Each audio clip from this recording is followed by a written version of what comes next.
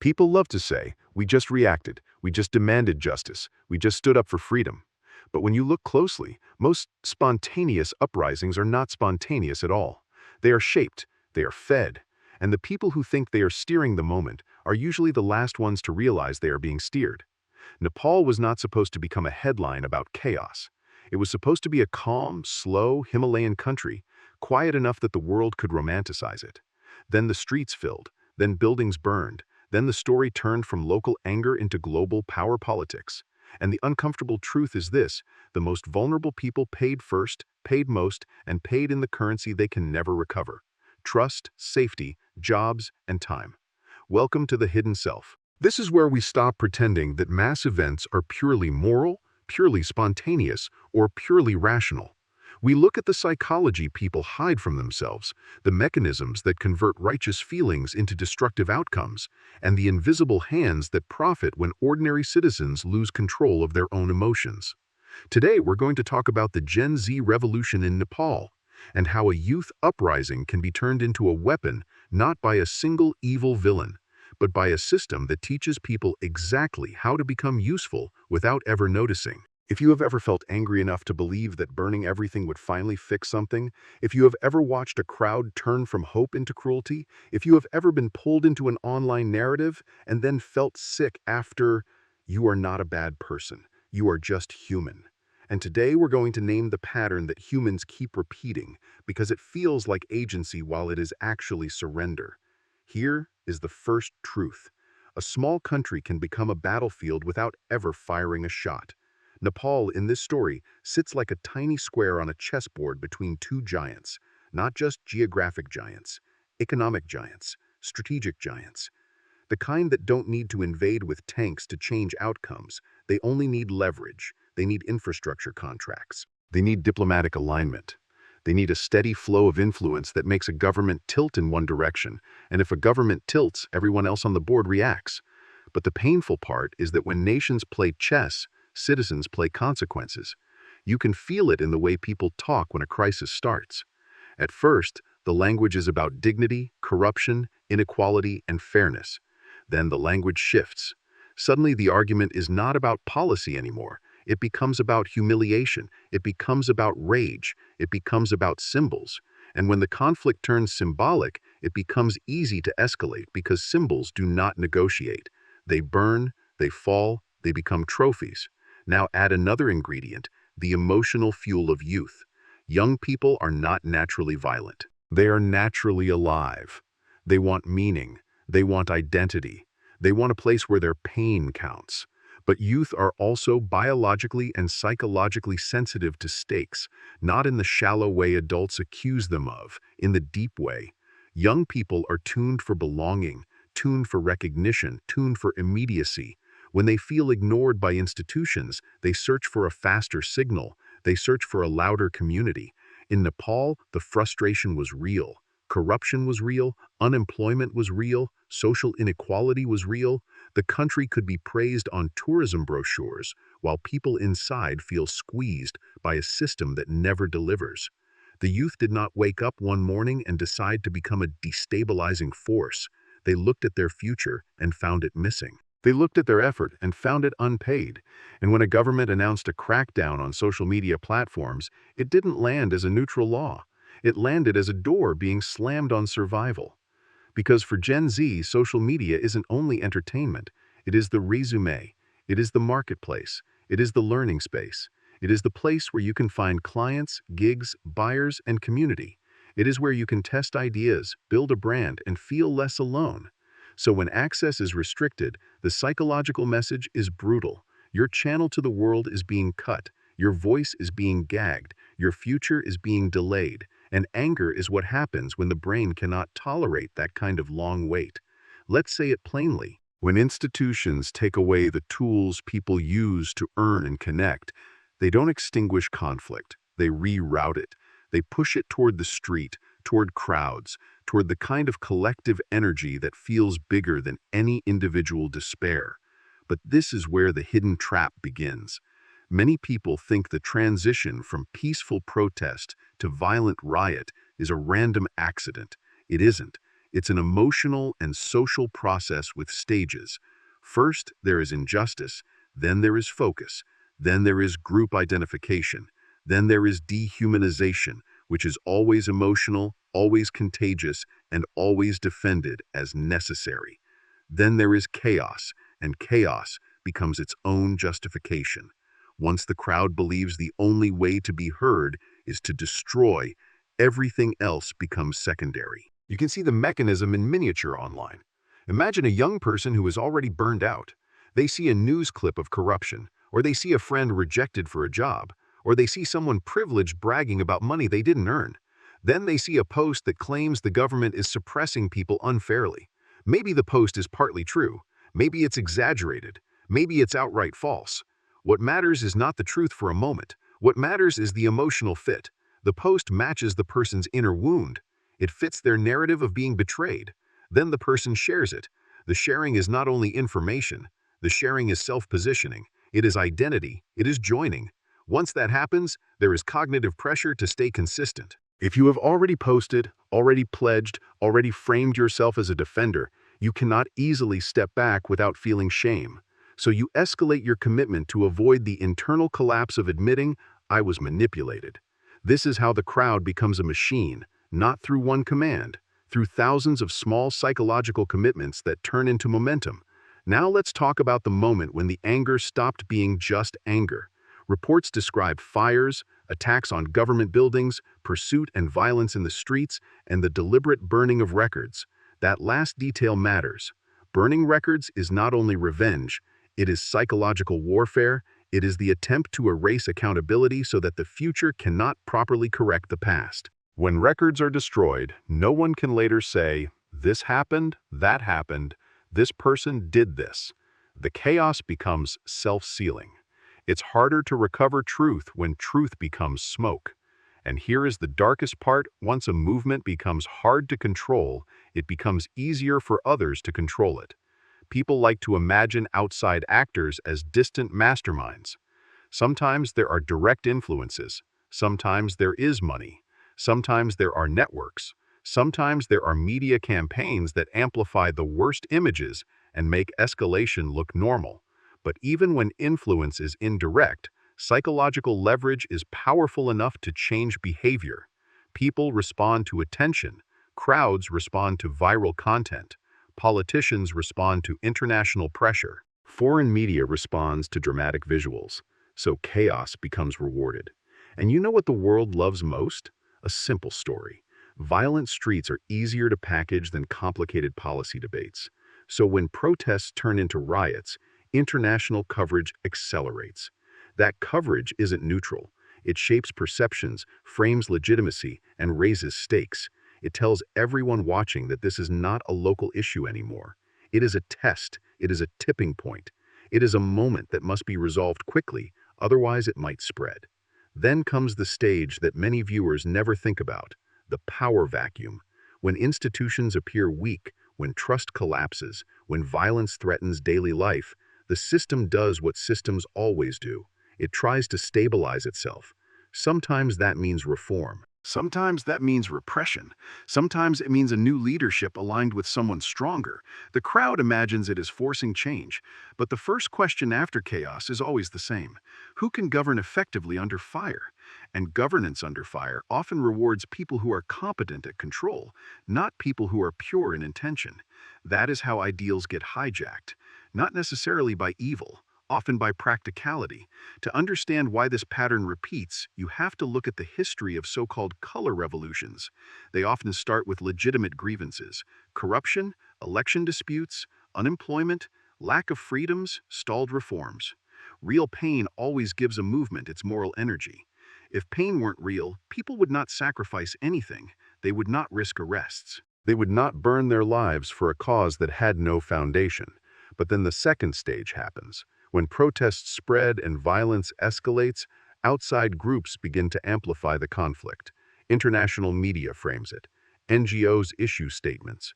Anonymous accounts post shocking clips.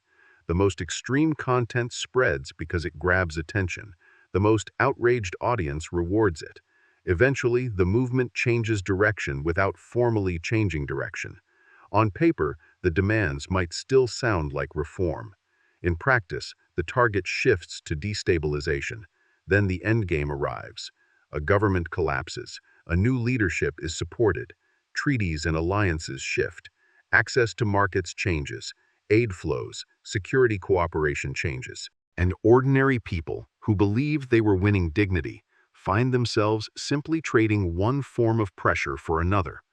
You might say, but aren't protesters still protesting their own country? Aren't they making choices? Yes, that's the cruelty. The choices are real. The emotions are real.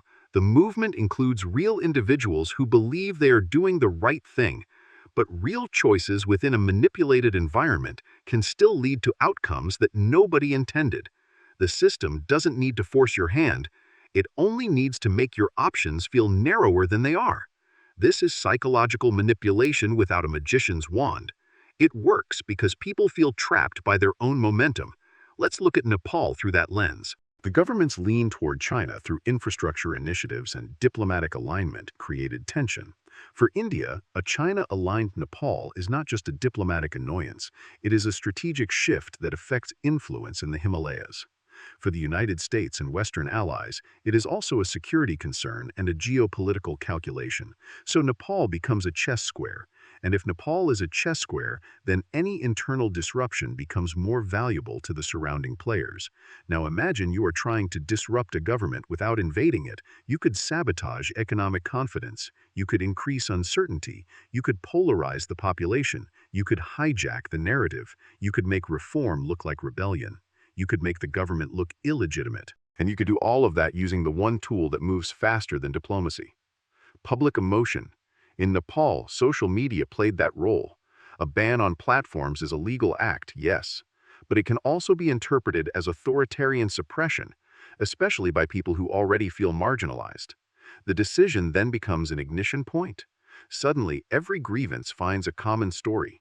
Every frustrated young person becomes part of a single emotional identity: the people versus the system. Once that identity forms, outside coverage and attention can push escalation. When journalists show burning buildings and chaotic streets, they broadcast a signal to participants. Your sacrifice is visible. Your rage is meaningful. Your cause is international. That signal increases risk-taking. It also increases the need to prove you are committed.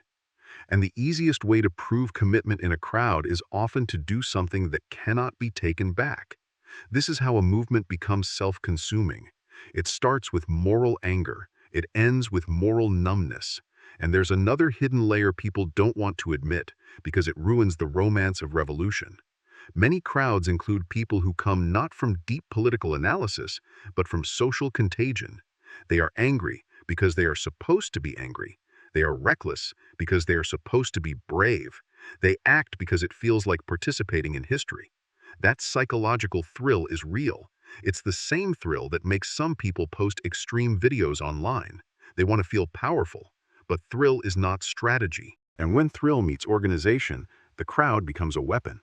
Now let's go deeper than politics and talk about the internal wiring of a young generation. The script of injustice is often personal. If you grow up seeing your caste or class limits your opportunities, your brain builds a model of the world. Effort is not rewarded.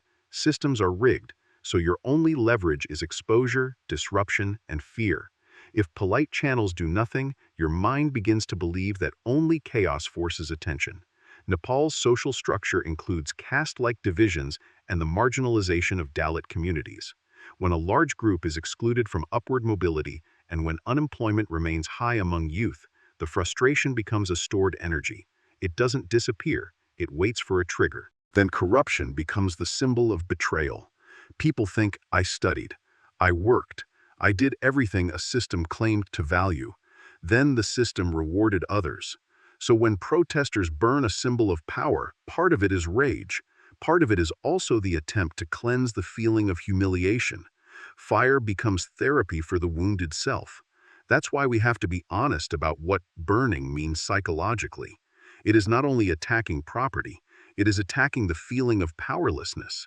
In that moment, the participant feels agency. They feel like the world finally acknowledges them.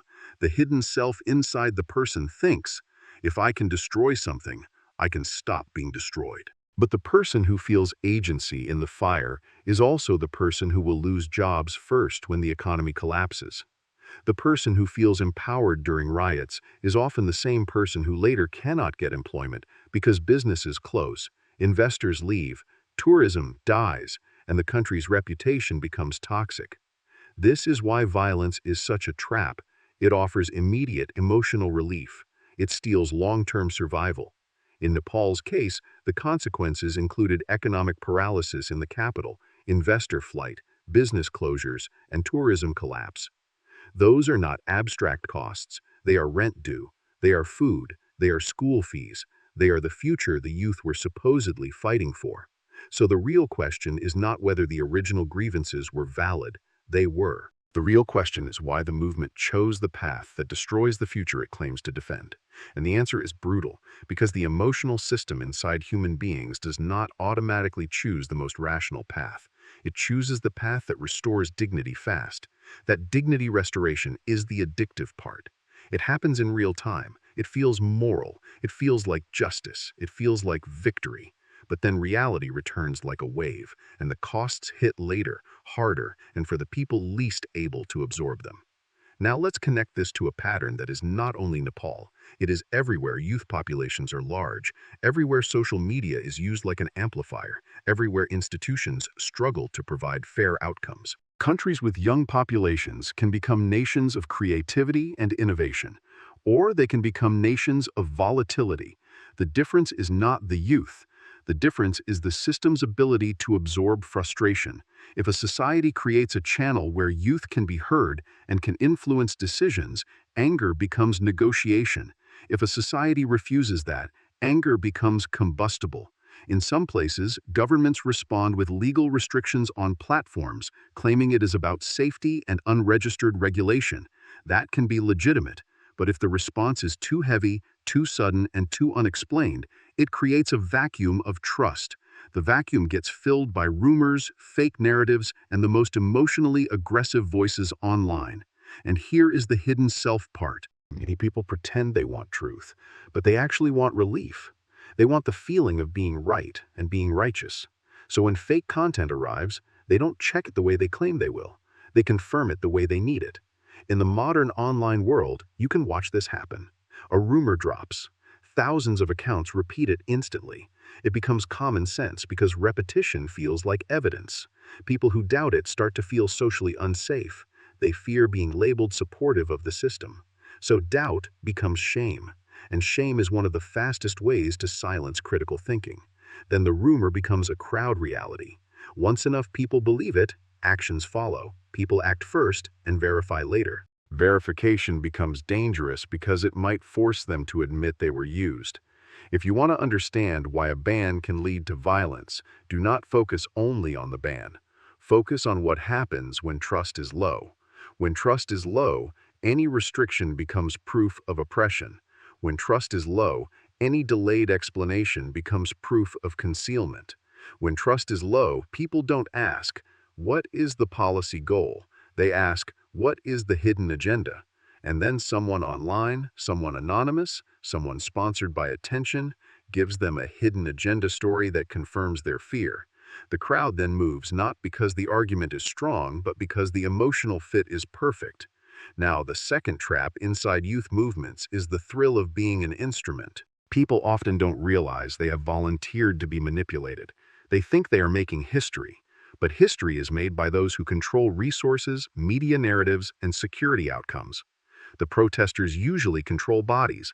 They control risk. They control chaos. And chaos is valuable to those who want to reshape power quickly. This is why so many uprisings lead to outcomes that feel like betrayal. The crowd expected one kind of change. They got another kind of chaos. Then a new administration arrives, ready to sign deals aligned with the preferences of the winners, not the ideals of the losers. And the crowd sees it too late. By the time they notice, the political costs are already paid in blood, burned buildings, and broken communities. The youth who wanted agency become trapped in the role of casualties. You can call this cynical analysis. You can call it conspiracy talk. But it doesn't have to be a single secret meeting. Even without secret meetings, the incentives line up. Media incentives reward drama. Social media incentives reward rage. Political incentives reward destabilization when it weakens rivals. And institutional incentives reward those who can restore order quickly, even if it means suppressing dissent later. So the same pattern repeats. Legitimacy begins with real grievances and ends with whoever can exploit the vacuum. Now, let's zoom into the emotional micro details that make this happen. When a peaceful protest turns dangerous, people often blame a few bad actors. Yes, some people escalate. But the more common mechanism is group permission. Once a crowd believes that destruction is justified, normal moral brakes weaken. People start telling themselves, it's not us, it's them, it's self-defense, it's necessary, it's symbolic, it's only a building, it's only property. It doesn't count because the cause is sacred. Notice the self-talk. It's a moral anesthetic. It removes guilt before violence even happens. It's how ordinary people become dangerous without feeling like monsters. Then there's the diffusion of responsibility. When you are part of a 1,000-person crowd, you feel less accountable. You think, even if I do something wrong, my contribution is small. It's just one act. And when you are later confronted, the brain protects itself by downplaying your role. That is the hidden self, the part of you that rewrites memory